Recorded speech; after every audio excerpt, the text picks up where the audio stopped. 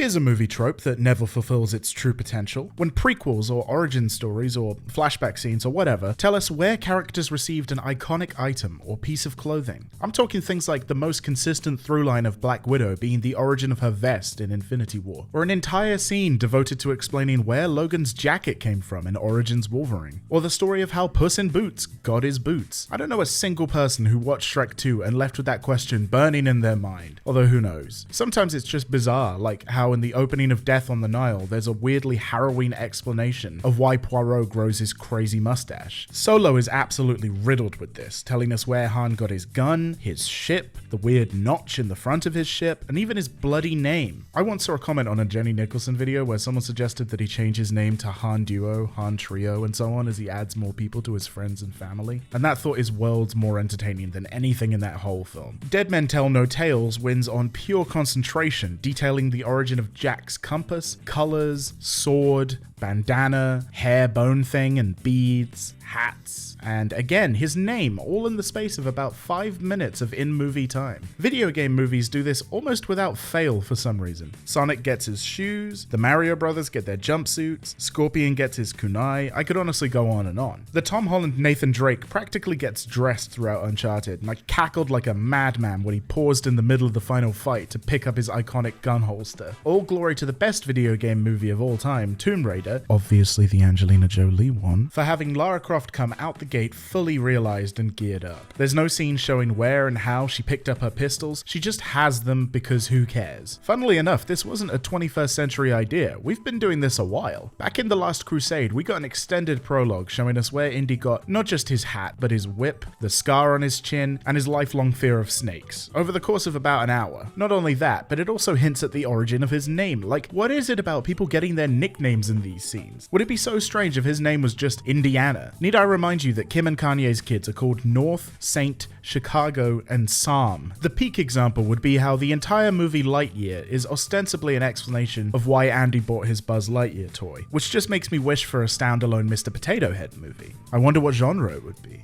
Would Potato Head be weirdly hot in this one as well? Voiced by another Hollywood Chris, huh? But this brings me to my point, which is that for me to embrace this trope, it needs to commit. I need an entire short film devoted to the origin of Ian Malcolm's sunglasses. A holiday special detailing how Shrek got his vest. An entire stage play about Agent 47 picking out a tie in just the right shade of red. Like, who made the Joker's suit in The Dark Knight? They make a point to say that it's bespoke, so he didn't just grab it off a rack. But it looks professionally made, so no one just whipped it up willy-nilly. Joker must have gone to some kind of underground tailor. Were they aggressively camp, like the She-Hulk tailor? Or a cool, classy type, like in John Wick 2? Either way, I want that entire transaction scripted and filmed. Introductions, sizing and fitting. Joker sheepishly describing what he wants, knowing that it sounds much less intimidating when you describe it out loud. Maybe a little romantic tension when the tailor lightly brushes against Joker's inner thigh as he takes his measurements. A nervous chuckle as he accidentally sticks the psychotic mass murderer with a pin. Joker returning a week later to pick it up. The tailor anxiously checking for electric buzzers and such before shaking his hand. Next up, Andrew Garfield's Spider-Man's skateboard. So if you ask me what the most memorable part of The Amazing Spider-Man was, it would be when he processes emotions via skateboarding montage. It's not as good as when he processes emotions in the second film with Philip Phillips and a Pepe Sylvia board, but it's still good. It's amazing that dorky-ass Peter Parker skates at all, but whatever. This Parker does all his emoting through his board, until it tragically shatters on the train. This is partly inspired by John Lewis's most recent Christmas advert. I'm not sure if it's just an English thing where every Christmas all the chain supermarkets and the few remaining department stores still in business compete to make you cry the hardest. This time John Lewis did a pretty good one featuring this random bloke trying and failing to skate for unknown reasons. Finally there's a knock on the door and it turns out they've been adopting this little girl that loves skating, so he's been learning so she feels a bit more at home. She sees his skateboard in the hall and sort of cracks a smile. I was a fucking puddle. So I want to see that, but with Martin Sheen. And whoever looks like a tiny Andrew Garfield. Just find any kid with a massive head. It's right after his spy parents have died in the plane crash. God, this is a weird series. And Uncle Ben gifts him with a new board so they can bond while doing flips and kicks and other skateboarding words I definitely know. Transition to his death with Heaven is a Half-Pipe playing in the background and we have an Oscar-worthy tearjerker here. Lastly, I want the origin of Sam Gamgee's box of salt. It's Lord of the Rings, so you can go nuts with that. Like, you could have some giant creature 1,000 years ago Frodo, weeping over its lost love, and its tears dry out, leaving a salt deposit.